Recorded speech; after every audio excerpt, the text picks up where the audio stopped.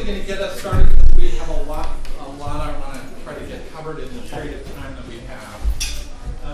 I'll start by introducing myself, and then the people who are late aren't missing the important part. So I'm Mark Ewert. I'm a member of All Souls in Washington, D.C., large congregation. I'm a past president fairly recently, and I have to say I love serving as president of the congregation. It was a great experience, and I would recommend it to people, which people are often shocked to hear. When I stopped being president, people would often come to me and say, "Why don't you leave? What are you doing with all your spare time?" But anyway, I'm also a congregational stewardship consultant in the Congregational Stewardship Network. Look at this miraculous thing. It's just up there. Even when I stand in front of it, I don't get anything glare in my eyes. Technology. So I'm not a staff member of the UUA. I work under a program of consultants that work with congregations. So I do that on a regular basis. I've worked with, I think, 30 congregations over the last 5 years, something like that.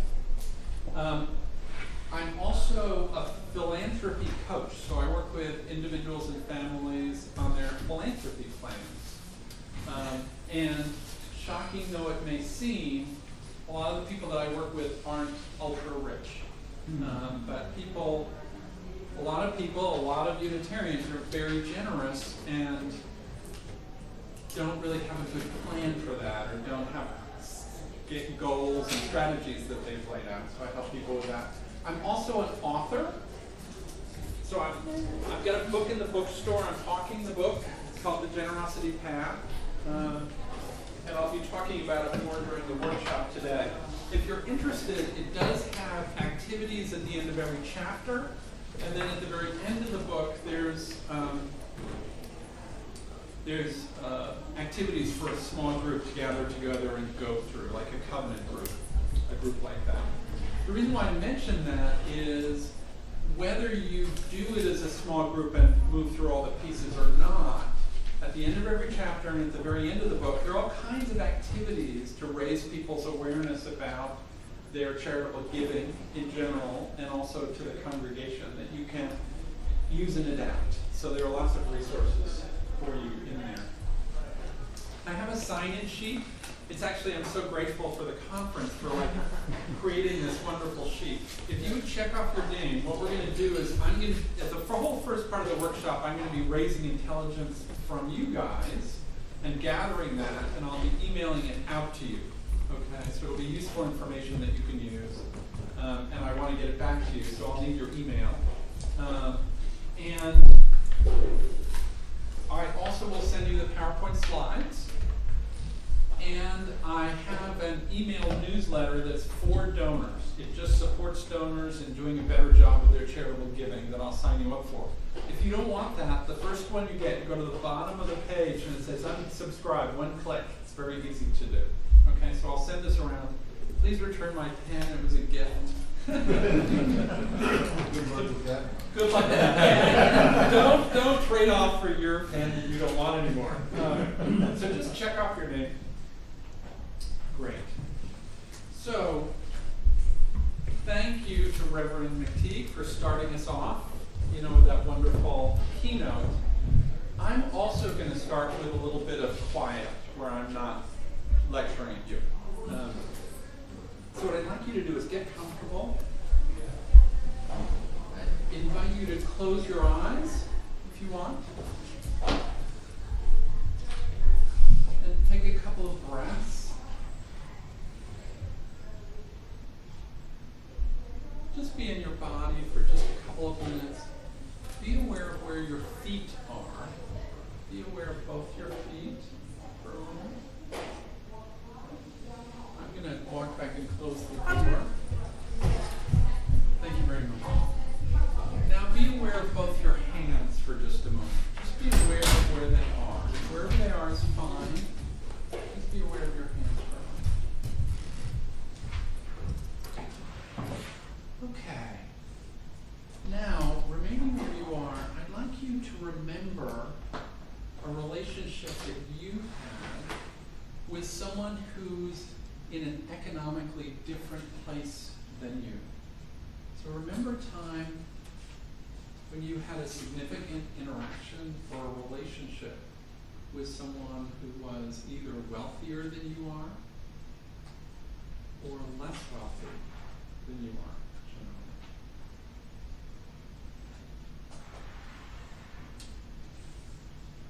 If you don't have a memory that you're calling on, raise your hand.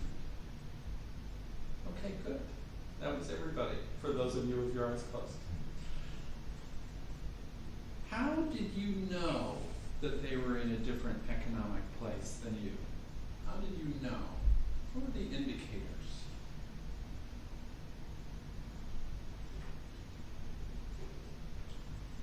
Here's the really important question.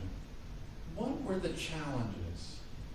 So you're in a relationship or in some situation with someone who's really in a different place economically than you were. What were the challenges?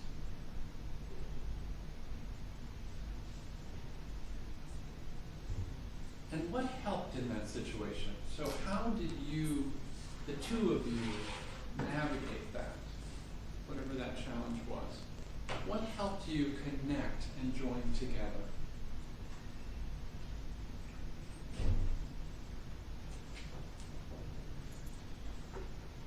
Now what I'd like you to do is try to boil down the lesson that you took from that situation about how to have an authentic, present relationship with someone who is different from you in an economic kind of way, a financial kind of way.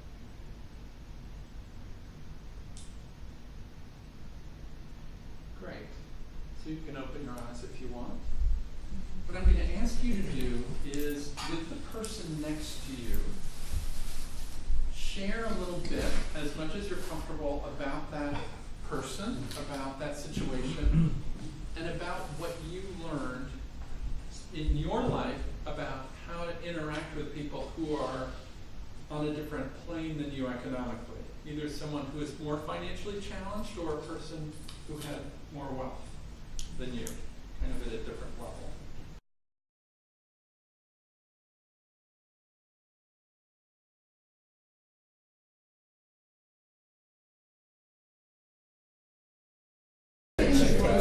So what I'd like to do now is to really generate kind of a tip sheet, a guide for people who want to intentionally have good relationships with people at different economic levels than where they find themselves.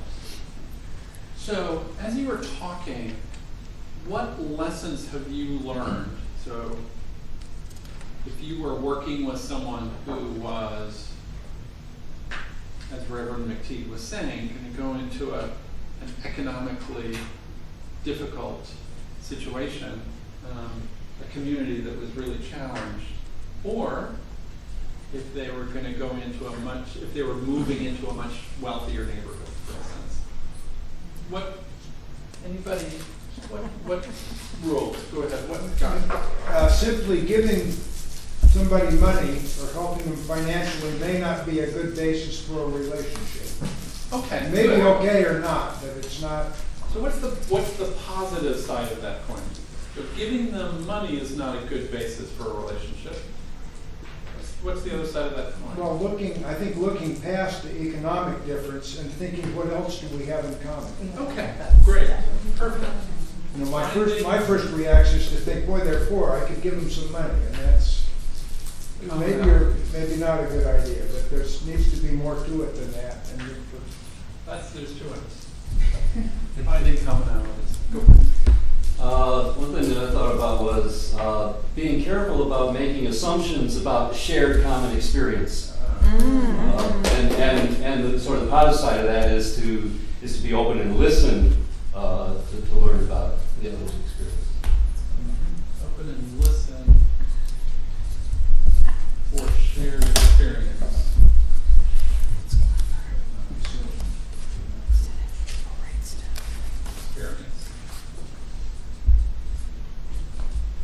Don't assume. I like that. Don't assume. It isn't intercultural exchange in some way. Oops. Go ahead. Shared values. You end up meeting someplace, somehow you're put together. So in that, there's some commonality that brought you together. And if you start to talk about what your values are, and you can come from that place. I like that very much, because that's something that ties us together as Unitarian Universalists, is we share these values, even though we arrive at from very different places. Go ahead. One of the things we talked about was some degree of honesty or transparency, not necessarily bringing your tax returns, but sort of removing that elephant in the room factor.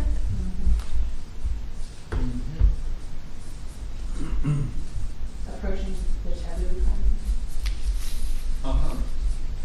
So, honesty and transparency, and breaking. You said approaching the taboo. I like that better than breaking. Approaching the taboo.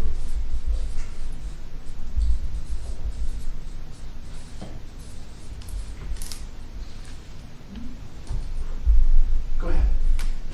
Well, we've talked about shared experience and shared values, but it seems to me we have to look at people at all economic levels for the values that they can teach us, things that we don't know. Right. So open to learning. How's that? Yeah. Open to learning. And one of the things that struck me as you were speaking was not only that we might bring shared experience, but we can have shared experiences. So we can participate in things together. So that's a twofer right there. Go ahead. Mark, I don't know if this fits exactly into what you're trying to gather, but I had a realization that as I was thinking about different people that I've had relationships with. I know people who are somewhat wealthier than I am, and people who are somewhat less wealthy than I am. But I don't know anybody who's really, really rich, and I don't know anybody who's really, really poor. Wow. So what might we say there if you're trying to help someone move forward in this direction? Well, what might we say? Well, I mean, Reverend McTeague was speaking to that today. It's really crossing a boundary, right? Crossing a boundary. How do we get out of that comfort zone and live in a different area that we didn't experience before? Right. So willing to leave behind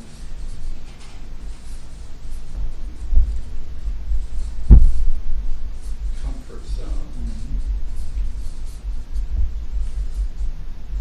So jumping off of Russ's, how many people in the room have had a significant relationship with someone who was much poorer than you are? Much.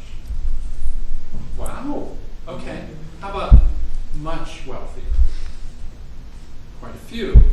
So good. That's a lot of experience in this room. So if you're really going the distance, it's not someone who, you know, they've got a student loan that's kind of big and they're challenged for that. But someone who's really in a different category.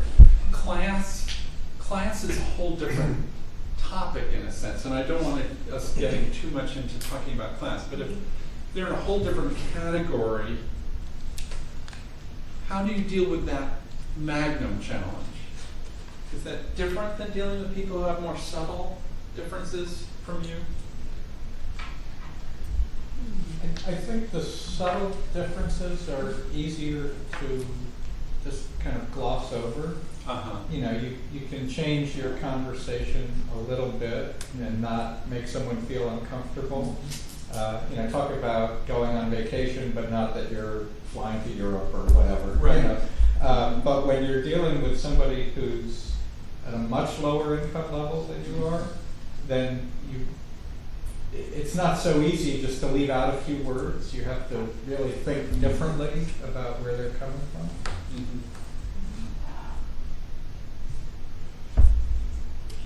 So is that a different level of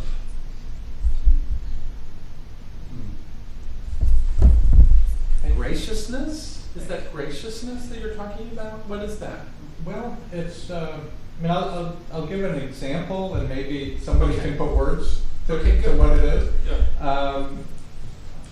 Our congregation has people that, not super rich, but some very wealthy people, and some very economically challenged people. Mm-hmm. And right now I'm the treasurer, so I have to try to deal with everybody, which is interesting in itself.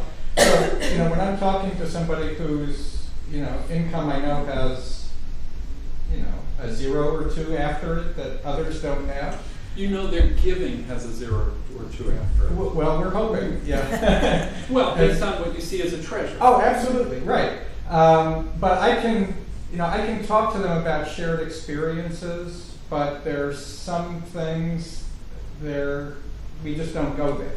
Mm-hmm. But we also have some people where it's a struggle to get $50 together for groceries for the month. Mm-hmm. I mean, a serious challenge. And I really struggle to have a conversation with those folks.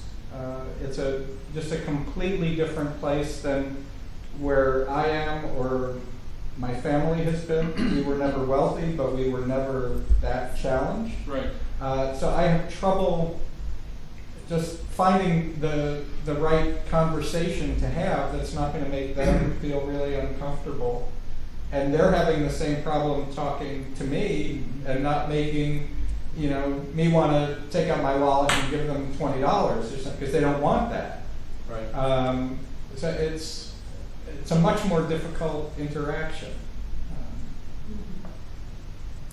I'm so grateful that you are speaking that, because that's the core of what this workshop is really about, because we want to create communities. When I work in UU congregations, I always said, you all know each other for, 30, 40, 50, people know each other for a big chunk of their lives, and they often know if one of their kids has gotten in trouble with the law.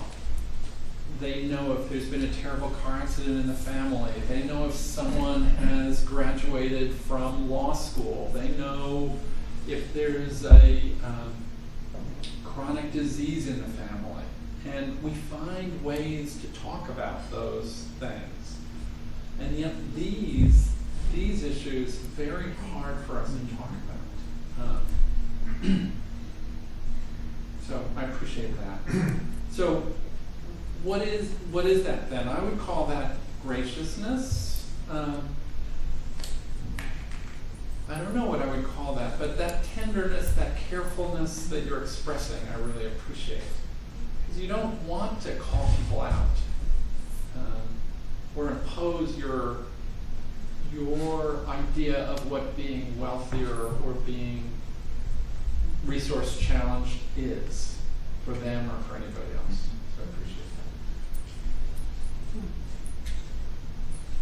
that. Any other tips you want to put up on the board? I was going to say, that coming out of what you were saying, I think one important thing is to maintain a deep understanding that who you are is not defined by how wealthy or poor you are. Right.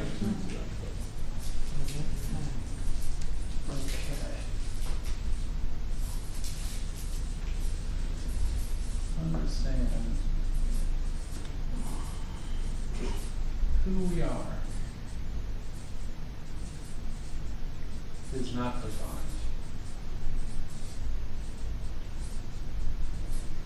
It is such a hard thing in our society. It is. By socioeconomic status. I'll spell that out when I put it in the email to you. It's not fun with that either. It is hard. It's a radical thing. It's a radical thing, because what does the world beyond tell us? The world beyond tells us if you have money, you have power, and you have influence. And guess what? They're right. They're right. And that's part of the challenge of being at the other end of the scale is actually a lot of things are a lot harder for you and you're really at risk. And yet we, in UU congregations, because of our values and because we recognize the inherent worth and dignity of all people, and we want to be beloved community, we are swimming upstream from this big cultural torrent.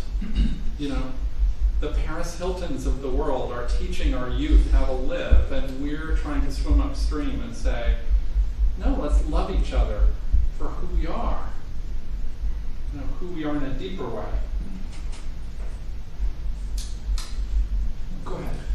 I don't know if UUs are worse than average people, but I think some of us have trouble talking about money very openly or honestly, and especially if it's anything about stewardship, or I'm sitting down with a person of any class and the purpose kind of is to talk about the annual budget drive.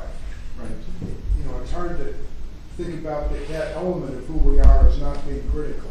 Right. That's probably where you're about to lead us, but you know, how do I get over that? I mean, Well, I think it touches back to what you were saying. Tell me what your name is. Scott. Scott. I think it connects back to what Scott was saying about, you know, we don't want to call people out. We don't want to increase awkwardness. We don't want to make people feel like they're not in the right place. They're not the right people. yeah. And so I didn't get to hear your stories about kind of what your relationships with, but I stayed last night with a good old friend of mine, longtime friend. We're the same age, so when I mean old, I mean very young. All things are relative. Yes. And she was born with significant wealth and has always had significant wealth, and in a culture of significant wealth.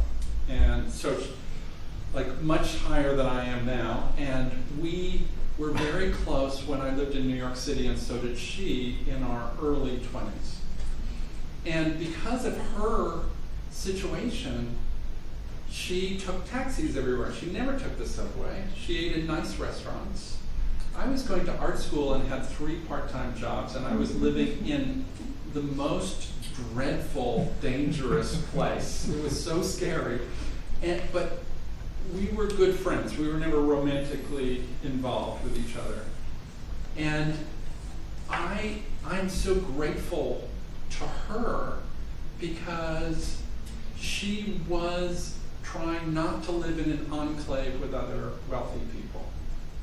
She was trying to live in relationship with people like me. And I'd known her before this period.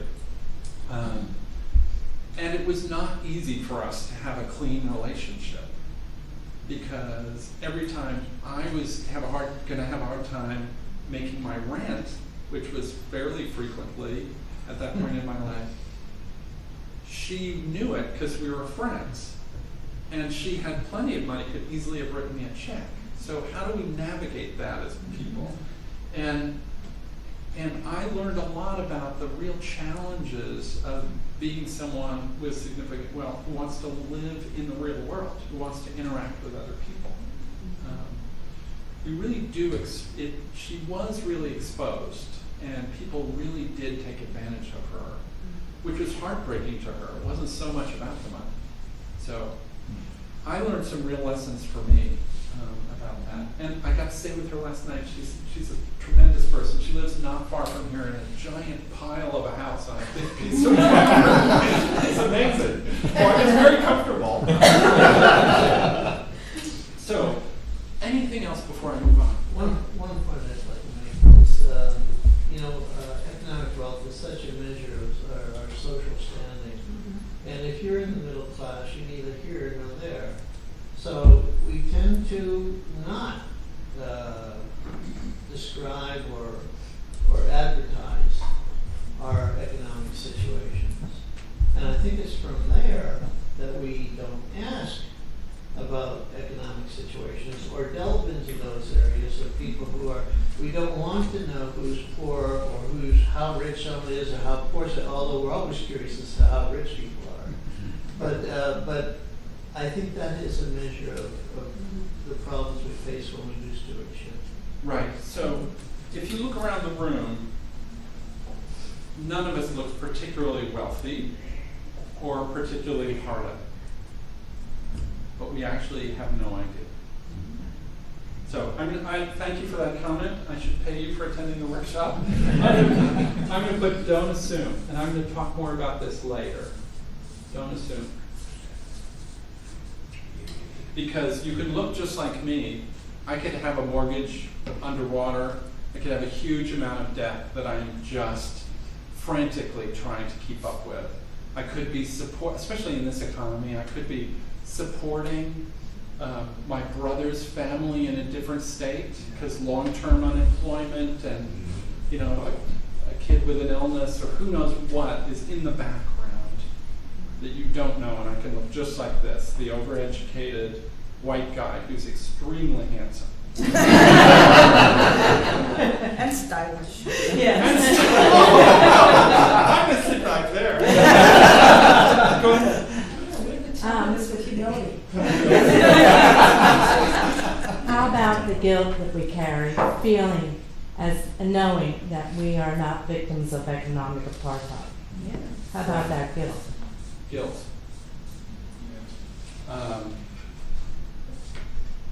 What am I going to put on this list about guilt? That's a very important point. But we feel, we know. I mean, when you look at me, more was given to me because of the nature of where I was born, who my parents were, the color of my skin, and my education.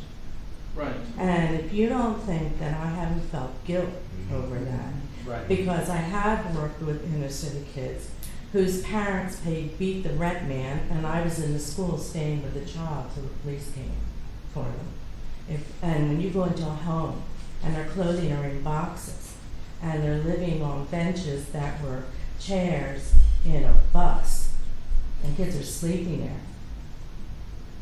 you leave there with tremendous guilt. Right. Right.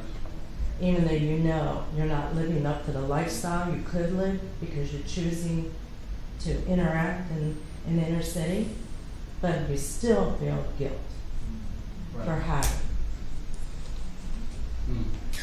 Good, thank you. Sorry, it was No, that's powerful. Yeah. What that makes me think of is how we need to be aware of the guilt and the shame that we carry, That's right. but be able to act out of a place of love. out of love and non-judgment. Yeah, rage to that. Can I add that we need to also be mature enough to make a distinction between being responsible and being at fault. Right. So we're responsible for our fellow beings, but it's not necessarily our fault that someone else is in a different circumstance. Right, because at some point those inner processes become all about us and might inhibit us from actually making a real connection. So I'm all up in my stuff. Good, thank you. Wow. You guys, I'm going to have to wrap this up soon because we've got other stuff to cover. This is a question on mechanics, and I'm like Scott, I'm the treasurer for the church where I go to. And I'm guessing a lot of people in this room are involved with the finances of their church in some way, or you probably wouldn't have been in this session. One of the things that I think about is that I've got to pay the bills. I've got to pay, like, oh Lord, the fuel bill this year. And we've got programs. We want to reach out into our community, and it takes money to run Faith in Action too. So the question becomes, in economic diversity, from a treasurer's standpoint, I need income, and how do we find the balance of looking at a church built on economic diversity? Where do the funds come from? I mean, we've got to pay JPD and UUA dues. You know, just like, how does it all balance? How does it all work? And how do we all get married together into a real family, a real community? And I'm going to talk about that. But I wanted to start at the deeper, richer issues because everything we do at the tactical level, everything we do in the implementation level, reflects our deeper beliefs and values. And I really believe, Bill, that if we can't join together as a loving community, there's no point in having the lights on. There's no point in sacrificing love to have the lights on. So how's that for radical? I just wanted to share a different kind of experience. I'm not poor, but I switched from United Methodist to Unitarian Universalist ministry in the 90s, and it was a big culture shift. And I serve an economically diverse community now, but I went into some of the other congregations and said, where are the nurses? Where are the plumbers? Why does everybody think all the children have to go to college? You know, it was just such a big culture shift that I didn't feel. I went to my first auction and I couldn't afford a thing, and I wasn't poor. Yeah. Right. That speaks to the diversity that's already within our communities. You know. Good. So we will get there. I'm going to start by talking about. So as I was writing this book, one of the things I did was I interviewed a whole bunch of people about their generosity. What kind of upbringing did you have? What kind of values? And there are all kinds of people that I interviewed, and 9 of them ended up in the book. And some people are Unitarian Universalists, and some are Christians, and some are Jews, and some belong to no spiritual community at all. So it's a broad range. I want to talk a little bit about, because I'm going to use her as an example when we get to the implementation stuff, a woman I call Amy Lee. She's now a Unitarian Universalist, but she was born in mainland China. Her parents actually carried her as a baby in the Tiananmen Square protests. So she was at risk as an infant. And they came as refugees to the United States and settled in the upper Midwest. So she grew up, according to Amy Lee, her family's religion was political action. She grew up with nothing that we would call a religion, but her parents were very politically active. They were always talking about the news. They were always talking about what needed to be done. They were always going out and protesting, and they were always circulating petitions, and unions are very familiar with this kind of activity. So there's more about this in the book, but I just want to give you a little brief kind of bio of her, because I'm going to talk about her more. She ended up a Unitarian Universalist because she participated in a social justice program, as you can imagine. She's all about social justice. And it didn't matter to her that it was happening in a congregational building. She was not at all interested in Sunday services. She'd never been to any kind of Sunday services. And so she did the social justice for a while, but then she got to know other people in the group and realized, oh, I kind of like these people. Maybe I should see what happens on Sundays. So she started attending on Sundays and ended up getting quite involved in the congregation. When I met her, it was such a great time to be interviewing her because she and her partner, so she's living together with a partner, and they had decided to start really figuring out their finances for the first time. When you're a young adult, as you remember, you go from this place where you're just running to keep up with the debt and trying to figure out where you're going to get a job and what that's going to look like. And then at some point, you get to a point where you can start thinking ahead. You're no longer desperately keeping up. And she was right in that situation when I was interviewing her. We had a number of long periods of dialogue together. So this was very top of mind for her, and her relationship financially to her congregation was always also really top of mind.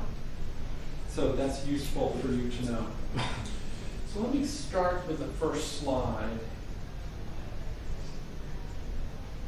I would like to start with the first slide. Did it work? Good.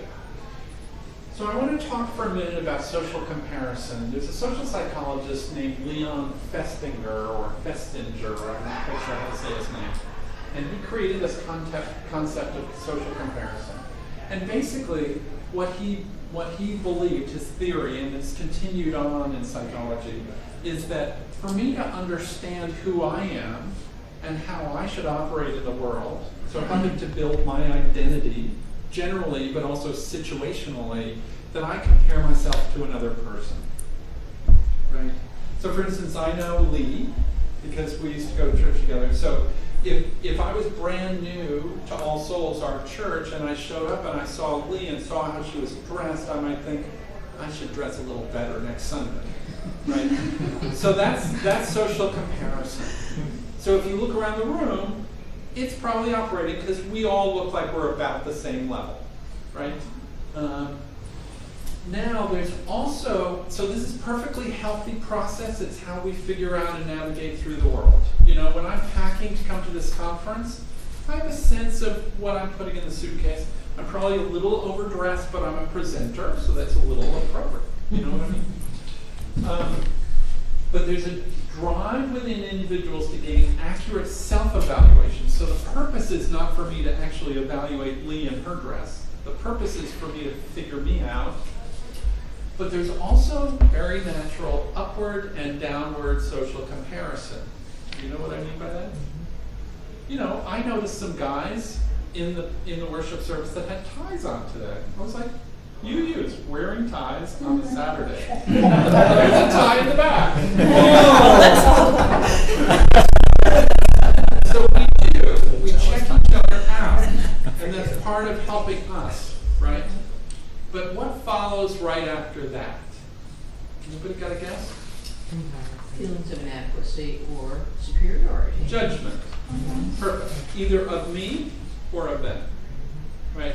So that's the spiritual practice that we need to hold. That we're not, we can do these because we need to figure it out. You know, if I'm going to the wrong side of the tracks to do some community service or social justice work, I have a sense of how I should dress there, and then maybe the second time I go, I do an even better job of kind of blending in and not making people feel uncomfortable. So let me tell you a little bit about Amy Lee before I go on, because she was right in the middle of this process, as I said. She really, because she was a young adult, and because she was kind of caught between worlds, because a lot of her peers were living differently than she was. It's a real transition period in people's lives, so this is not surprising. So she and her partner were doing some real financial planning and trying to figure out where they wanted to go with their finances and how they wanted to allocate. And she was really stepping into charitable giving in a significant way. And she said, you know, I look around at my peers and they're spending money on stuff that's not important to them. And I don't understand that. And it seems that some of my peers just really want to have money in their pocket. This is actually exactly what she was saying to me, because I kind of recorded it, some of it's in the book. It just seems like, you know, when they get their paycheck, what they're looking for is to have money in their pocket. And I see money as having much more of a purpose. She wanted to use her money to really do something important, to have a purpose. It had meaning for her, not as a way to create her own comfort or increase her status or however you want to express that, but actually to use for a purpose. She told me about a friend who was getting married. And, you know, in that peer group, a lot of people get married a lot. You know, people go to 8, 9 weddings a year, you know, when you're in a certain age bracket. And she said, so my friend is getting married, and she's asked, even on the invitation, for people to give money. Now, I have no idea what, this is also an Asian person getting married, so I have no idea what the cultural overlays of that are, because as a white male, I have a sense in the white kind of community that I swim in, appropriate gift giving and inappropriate gift giving. We have rules, you know, mostly unspoken, and it may be very different in the Asian American community, right? But still, she was saying money. This is a person who's got plenty of money, and her parents are paying for the wedding. Why is she asking for money? Like, that completely made no sense to her. In congregations, we can have the same kind of thinking. You know, I often work in congregations where a frustrated treasurer or someone on the stewardship team will say, this is a wealthy neighborhood. I see the cars in the parking lot. People should be giving a lot more. We've got to, or not everybody pledges. who do they think they are? We know they're involved here. We've got to make them pledge. So there's this kind of frustration, and you can hear the kind of social comparison underneath those statements. It's funny, I never hear anyone say, they give too much. How can they do that? We've got to stop them and get them to give less. They You never only say hear that. that when they want to have extra power because they give more. Oh, so people sometimes give less. No, people who give more sometimes want power or recognition for that, and that causes some amount of worry in other people who don't give as much. Interesting. Anyway, I think these dynamics do come into stewardship. So that's part of the kind of spirituality of stewardship. For you to be walking around knowing what people give, it's not necessarily how much they have, but what people give kind of on a broad spectrum, you need to be a discreet, caring, diplomatic person. I think that's wonderful. So let me start with 4 things that you can actually use. These are not arcane pieces of knowledge. I really believe in the basics. I think they're useful. Economic diversity is unspoken. We've already been talking about that. Your congregation is already diverse. Right? You already have a lot of diversity in your congregation. You have an awful lot that you don't know about. An awful lot that you don't know about. If you're the minister or if you're the treasurer, you probably know more than other folks. And it changes all the time. So I may be in pretty good shape here today, and then 2 weeks from now, all of a sudden, in a totally different condition. So it's a moving target. And so your congregation is already diverse. Financial problems are a pastoral and caring concern. So aside from the fact that we need to raise money to make our congregations run, if we're actually a caring, beloved community, if someone is suffering because of money issues, that's something they should be able to hold in their community. It affects people with too few resources. We know a lot about that. It also affects wealthy people. Do you know that studies show that wealthy people are expected to be happy? Because you can buy happiness, so why shouldn't?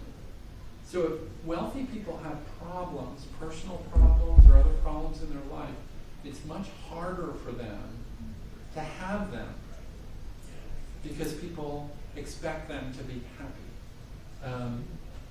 My friend was actually telling me just last night that she had a hard time.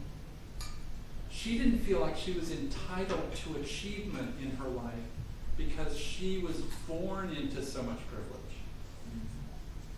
I was like, you're kidding, really? Yeah, I had a hard time in my life figuring out what I wanted to do with myself because I felt like if I was achieving, that was over the top. That was like having twice as much frosting as anybody else because I already started out with so much privilege. So be aware that people may be suffering in your congregation on any spot of the economic spectrum due to money challenges. And it's really a pastoral and caring concern, and I think that's where we always need to start. I call this standing on the side of love with stewardship. Start with love first. Money's less important than love.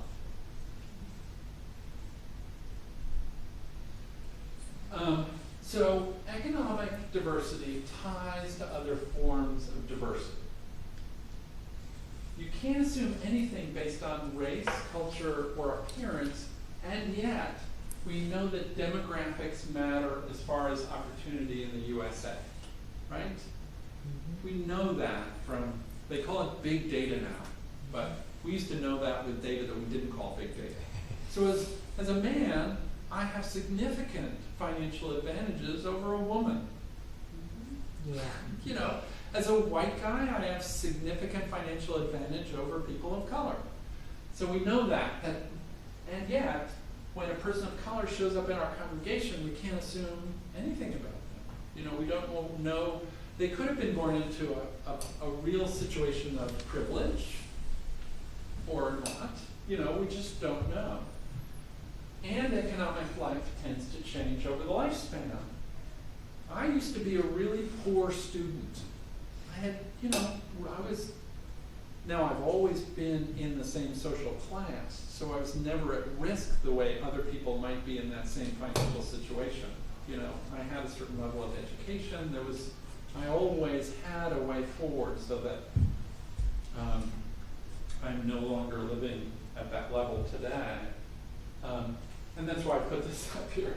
These goofy guys are all kind of trying to be different ages. But so your young adults have a different economic life than older adults. You know, it might be like this or it might be like this. You don't know. But there are a bunch of different things that affect our economic life.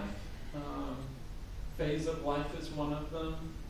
Education level is one of them. And we know race and gender and all kinds of other. So they're related to each other. Why is this important? If we want our congregations to all be the same, so for instance, if we want to have everyone to have the relative same giving level, then we're not going to have diverse congregations. You know, how many people in this room are in a congregation that puts out a number of what it costs per member in your materials? Right? So you want to think about whether that's useful or not, and if it's useful, who exactly it's useful to. Because in all probability, it's too low for a bunch of people and too high for others. Most of the congregations I work with are concerned that if they talk about money, if they talk about their annual budget drive, they're going to drive people who are low income away. But whatever you say, you're also affecting people who are high net wealth individuals that may be in your congregation. So in your congregational process, you want to be upfront, clear, and accessible. So you really want to tell people what the deal is, because UU congregations are completely unusual to any other places that we interact with our lives. If I join a health club, I know what the deal is. They're not going to let me pass the desk unless I've paid, and they tell me what the pay level is. You know what I mean? We are entirely voluntary. You can come, and in most congregations, you can get pastoral counseling, and you can attend on Sunday, and you can sing in the choir, and you can do all kinds of things, and never contribute anything. So we have to tell people in an upfront way what the expectations are. What does it mean to be a member here in your financial life? We got to be clear about that, especially before people join. I've worked in congregations where people are not really told the whole deal about pledging in a very simple way. You know, this is how the cycle of the year goes, this is how budget building goes, this is why we need your pledge rather than just you writing checks. That's a pretty abstract concept unless you know why before they join. You really don't want them to join a club that they don't know the club rules. And they don't want it either. And then 3 years later, they're still kind of fumbling around in the dark, and you're thinking they're not giving enough. But the reality is they didn't start off on the right foot. We've never given them much structure to think about. You want to not be prescriptive or commanding, no guilt or shame or manipulation. And of course, we would never be intentional that way. And yet, when people get frustrated that, you know, I've been stewardship chair now for 5 years and I'm exhausted and I'm tired of it and we keep running after people and they're not responsive, people tend to try to think of more forceful ways to get people to give. So you have to constantly be careful of that. And challenge at every level of the resource. You know, there are people in our congregations who could be giving more if they understood their role as a steward in the congregation. one of the things I often talk to people about is that, so I joined the congregation, I'm kind of checking it out, I'm bumbling through my first couple of years of pledging because nobody really told me how it works, so I'm just doing my best and learning as I go. And then I join a committee, you know, and I get much more involved, and then I start coming out to volunteer a lot more, and then I'm the chair of the committee. And then I've been there for a while, and people think, you know, that I'm the person to ask questions about how the congregation runs. But my giving has been pretty much, oh, well, I started at, I don't know, so I'll just make a guess. And then the next year, oh, you know, I'll add a little bit. I'll add a little bit, maybe a little bit more. And here I am, I'm becoming a central pillar of the congregation, and my giving is not reflecting my relationship, how important it is to me, the important role that I play. You know what I mean? So I think there needs to be an understanding that your giving evolves with your engagement in the congregation. But always caring, supportive, and inspiring. Our economic lives are very complex.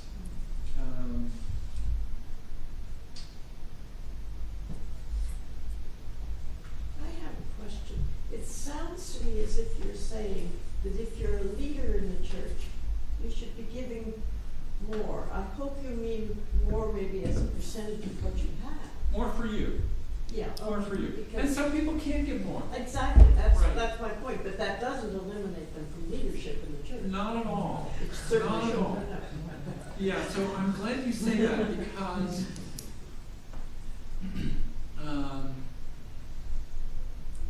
this is a tender conversation, and what I hope to create in members when I'm talking to them about stewardship is their own discernment, right?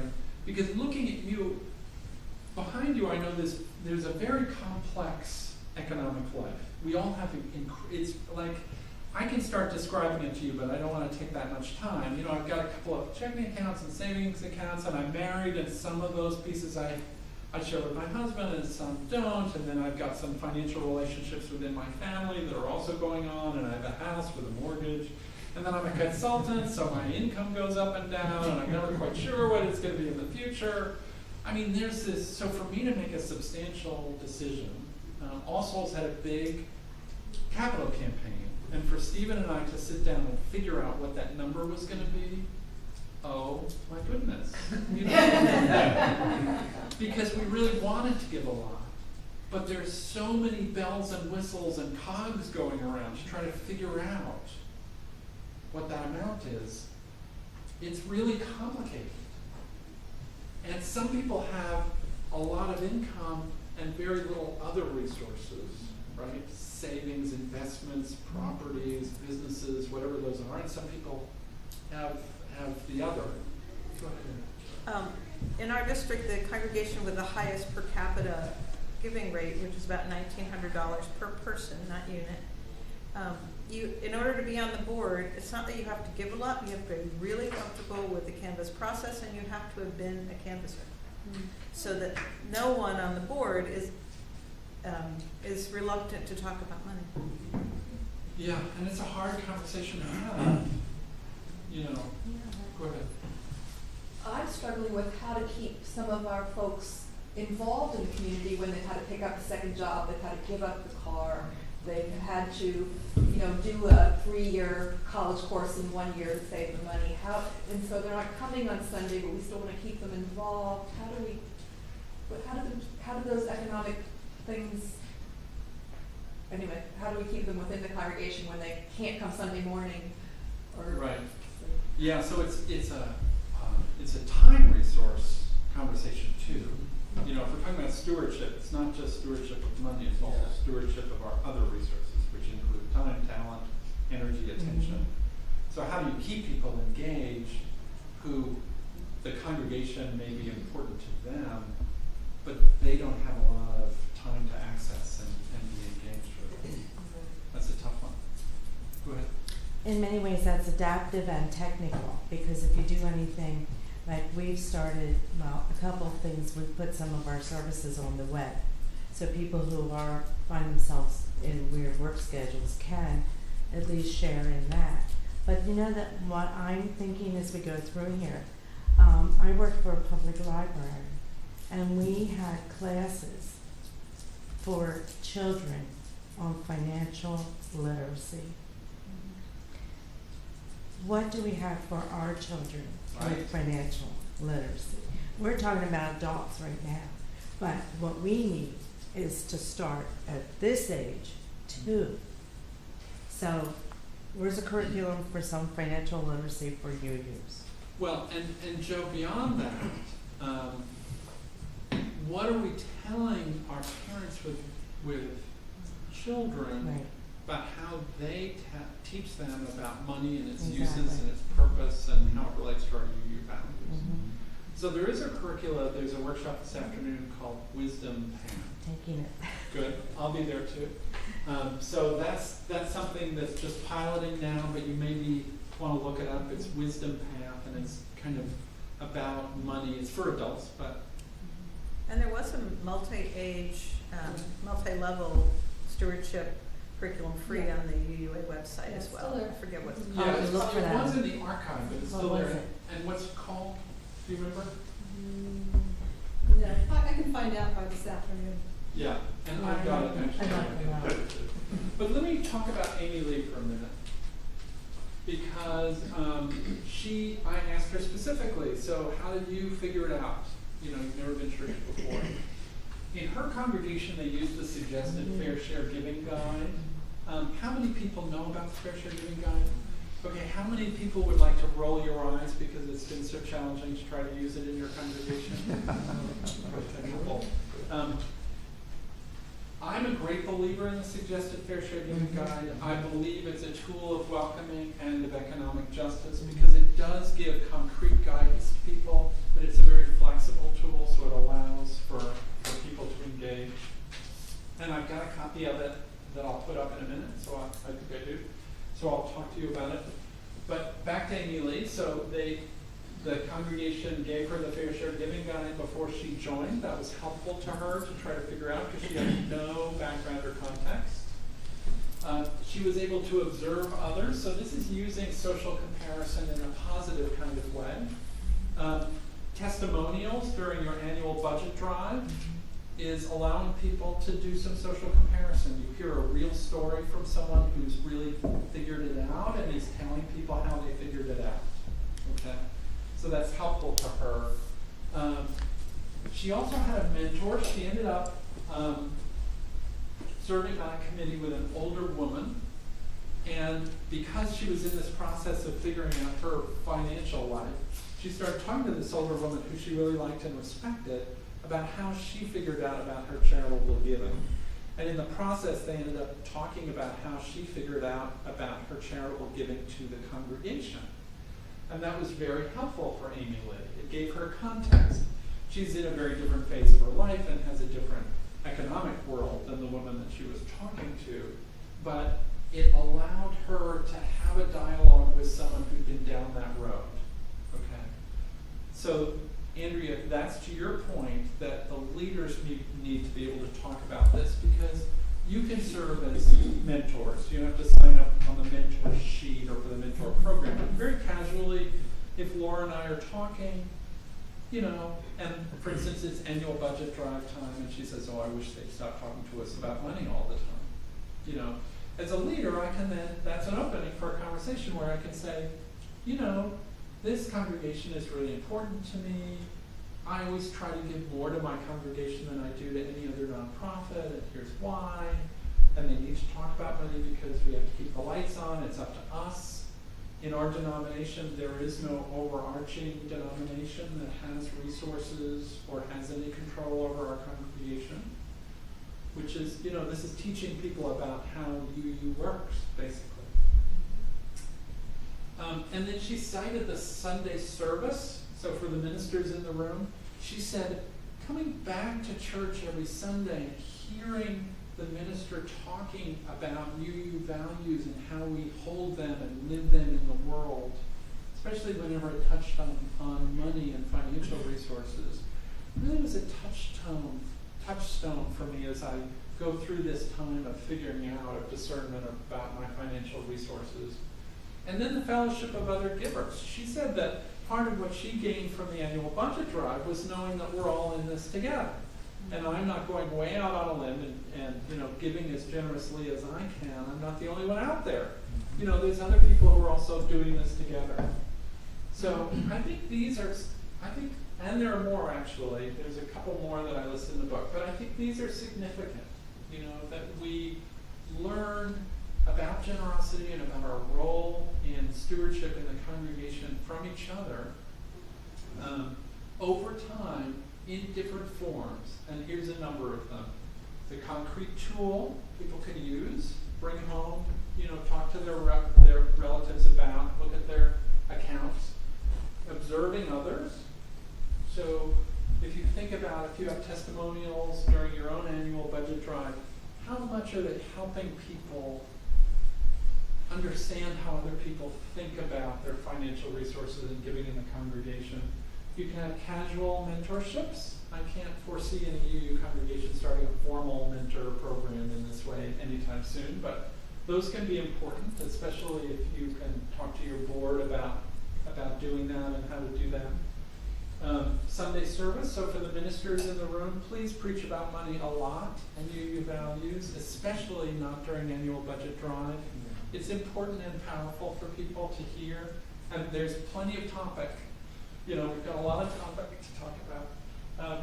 And fellowship with other givers. So the annual budget drive, even though people grouse about it, in every congregation I think some people grouse about it, it actually is, it's like a crowdsourcing activity that makes the, it's, what is that web-based fundraising tool that people... Kickstarter. It's a Kickstarter. Every UU congregation is a Kickstarter. We just do it every year, That program was called Stewardship Joy of Giving. The Joy of Giving, exactly right. And it's great. It's got different levels for different age groups. And so fourth, and I'll go back and review these, but fourth is giving is good for everyone. Givers are happier and have better social ties. Like pretty much any research that you look at tells that people who are financially generous are happier people, they have better social ties, and it gives people meaning and purpose. Amy Lee said that it really made her feel like she was an adult. I'm really a mature adult because I'm thinking about money in this different way, and I'm intentionally dedicating a certain amount of resource to my congregation. It helps people to be in right relationship with your congregation. If people are holding back or don't know what to do when they're kind of wandering around in the dark, I'm not quite sure what I should be giving to my congregation. Am I giving what other people are giving? And is this the right level of giving for me? And I wish I had some guidance. They're never really going to fully be with you. They won't ever feel like they're in right relationship. I always call stewardship a bridge to belonging. That when I really start pledging and giving to my congregation in an intentional way that I think is in right scale, right relationship with the importance of the congregation for me, it really makes it my place. This is my place. So I'm going to expose a big bias here, but I kind of don't understand how Catholics do it. I grew up a Catholic. And the idea that my contributions don't actually make that much difference because there's this whole background of financial resource that is controlling the activities of my congregation, but also can contribute to it. There's this whole interrelationship with other entities outside. I don't know, I'd have a hard time doing stewardship in a Catholic setting. because in a sense, they don't have the opportunity to grow the belonging to their congregation through giving. I think it's really important, you know, as someone who grew up a Catholic, you don't join Catholic churches, you're born into them, and some people are terribly wounded. I actually wasn't, so that's good. But when I joined our church, I really joined, like I am joining. Very seriously, and it was great for me. And part of that was, I'm going to really figure out about giving to my congregation, and I'm going to do it. And it makes a difference to me. It makes a difference to how I feel about the place and other people. So, economic diversity is unspoken. It's mostly invisible. We can't see it looking around the room. Economic diversity ties to other forms of diversity. So if you want to have age diversity and racial diversity and gender diversity and sexual preference diversity and every other kind, you have to understand that you have to be ready for economic diversity. And the way it works, so you keep your lights on, is you make sure that people who are challenged financially can function in that system and still feel a full sense of belonging and right relationship. And that people who have significant resources to contribute also have a similar understanding of their place in the congregation as a steward and give in right relationship. Be upfront, clear, and accessible to folks. And remember, giving is good for the giver. So, if you're interested, I'm hawking my book, and I'm going to be in the bookstore signing it. And here's a picture of me in a very different economic time of my life. So we have a couple more minutes. Any questions or comments, or go ahead? So this is really more of a comment, but this is a sublime segue from this morning's keynote, where, among other things, we had a conversation, opportunity to reflect on the power of overcoming this fear of offending each other, and therefore we censor ourselves in terms of our religious language and so forth. And I think this is really another example of the same thing, that we deny ourselves a holy opportunity for right relationship, for beloved community, by this fear of, oh, well, if I talk about money, if I do a sermon, or if I'm on the stewardship committee and I do testimonial and I talk about my giving, somebody in the congregation is going to be upset because, oh, I can't give at that level and I feel guilty. And if we go into that place of fear and of censoring ourselves, there's so many layers in which that's denying our own full humanity, that's not giving others an opportunity to enter into those deeper relationships. And yes, people are going to get offended and upset sometimes if we say God or if we talk about money. And how do we stay in right relationship, even in those uncomfortable places? How do we give each other the benefit of the doubt and have faith in one another that we can work through those uncomfortable conversations and come to a place of deeper understanding? So I'm very grateful to you for inviting this conversation, which has been a marvelous part of this larger conversation we're having today. Thank you. And to your point, it's a big cultural shift. Yes. Right? So I can't just enter a congregation and start being all out about money and how much do you make? You know, publish how much he makes in the newsletter. You know, that's percent or you give. So we have to understand that it's a big cultural shift for everybody, and take it easy, but kind of grow it from a loving center outward, so that people are more comfortable. A real journey for me has been, do I think it's okay to be really rich? Is it okay?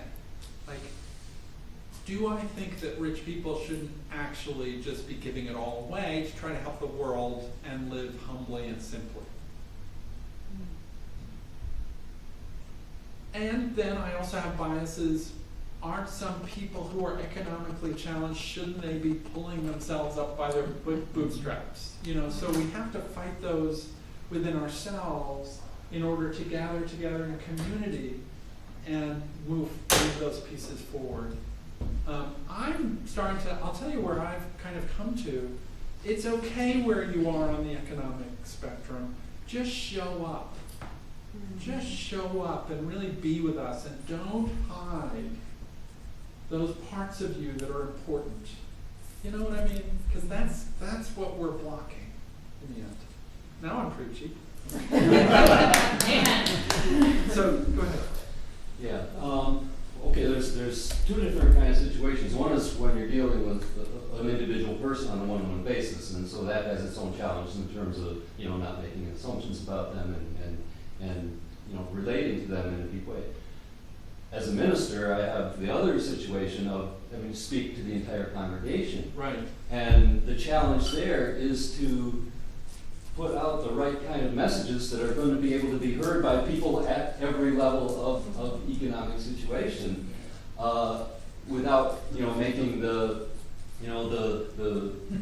lower economic level people feel guilty and like I'm not giving what I should be giving, and at the same time sending the message to those in a more comfortable position that the resources you have, you need to be sharing them with us because we're all in this together. One of the things that breaks my heart the most is when I have members of my congregation come in and talk to me and say, I feel like I have to resign my membership because I don't think I can support it at the level that's expected of me. Right. And so that tells me, wow, I'm not necessarily sending that message in quite the appropriately balanced way. And so then I have to work with them pastorally to understand, no, you are a part of this congregation, and I know you're giving what you can, and that is enough. Right. Well, and I would say beyond that what they're speaking is a passion of how much they want to contribute. So it's a longing to give. So for those of you who work in stewardship or treasurers or presidents or ministers, there are people who are longing to give. How good is that to hear? They're longing to give. And they can't give at the level that they want. But we have to honor that.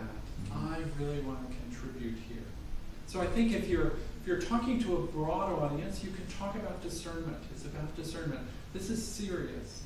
Your belonging here, your being part of us, actually showing up so we can love you, partially depends on how you make these decisions about your financial resources and giving to this congregation. So whatever level you are at, really step in there and really do some discernment about what's right relationship for me. And I think that's really, if we can all step in that way, then our congregations will have the scale that they need to have. You know what I mean? I have a little humorous story. We were doing a lay-led service, and I was to do the offertory. I'm also a minister, but not a Unitarian. And I talked about, I said, I attended an AME church in my mid-20s, and I was raising a daughter alone and did not have a lot of money. And they passed these beautiful brass plates out, and I put in, a couple of dollars. It was a good amount to me at the time. And the minister, the plates were brought up front, and I'm telling the congregation this, and the minister looked in and looked up and said, we need more. Send them back out. Plates were picked up and they went back out. So now I'm in my wallet and I'm getting out another $1, right? So the dollar comes in, it comes up again. Now I've seen, brothers and sisters, that there's some new cars. And I see some new hats. I see some new suits. And you're talking about your physical bodies, but I'm here with your spiritual body. Now you tell me what's going to last longer. And this guy, and I'm like, oh my God, I have 50 cents left. You know what I mean? Yeah. And the plates went back out. And I said, and that was quite an experience for me because I was raised a little brother girl with little brown numbered envelopes. I I said, that's what I was used to. I wasn't used to a plate with money in it. I was used to hidden money. Hidden money. And I said, not to worry, we're not sending them back today. I said, but maybe I'll have them bring them up front so I can get a good look. And maybe they will go back out. I guess you have to decide what it is I'm going to do. And they laughed. And we had a real high cash collection that day. I don't know if they were afraid I was going to send it back. But you know, as a young woman who was raising a child alone, didn't have a lot of money, and I'm there scrounging in the bottom of my pocketbook for 50 additional cents. And then the little brother girl who had to put part of her allowance in that brown envelope. And then as a Unitarian, where now we can do electronic fund transfer, checks, or cash, right? I mean, what a difference in the world. Well, and so I'm glad you bring up that story, because a lot of people in our congregations are coming from a different context. Yeah. And so they've grown up with a different kind of culture around giving to whatever that spiritual community was. You know, if you're Jewish, there's a fee-based system. Oh, yeah. And the fee-based system determines where you sit in the sanctuary. So, I mean, it's a whole different context. Just as I was raised Catholic, that's different. So when people show up, first of all, they may have allergies. You know, they may have had woundedness that we have to help try to release. And then they also don't know how it works here. They want to know how it works. So that's part of your new member orientation. But interestingly, I found in many congregations, if you start talking openly and directly about how it works, people who have been around for a long time start saying, was that how it works? Nobody told me that's how it works. Okay, good. So anyway, thank you very much. I'll send these to you along with the slides. Where did the